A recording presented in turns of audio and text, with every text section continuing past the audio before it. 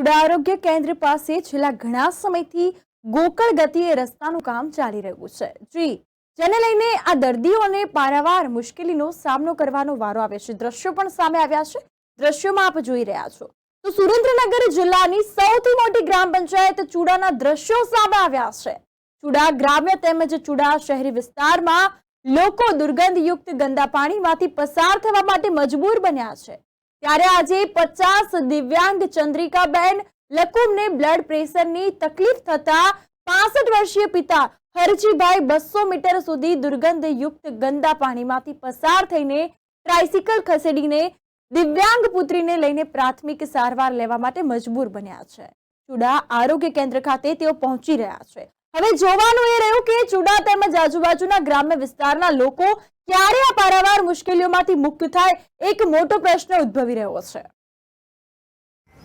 ગામ ચુડા, તાલુકો ચુડા, જિલ્લો સુરેન્દ્રનગર। અત્યારે નામ સુરેશભાઈ એસ વાળોદરા, સામાજિક કાર્યકર।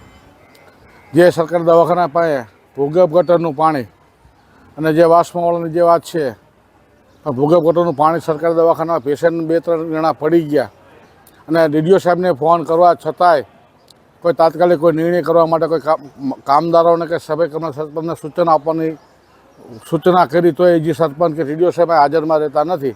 આ પરિસ્થિતિ તમે જુઓ, સવારના દર્દી લગભગ 10 દર્દી પડી ગયા છે, તો ડાયરેક્ટ હું અનુસૂચિત જાતિનો હોવાથી શું ડીડીઓ સાહેબને ડાયરેક્ટ ફોન કરી શકું કે ન કરી શકું? રજૂઆત કરવાનો અધિકાર છે કે નહીં દલિત સમાજને?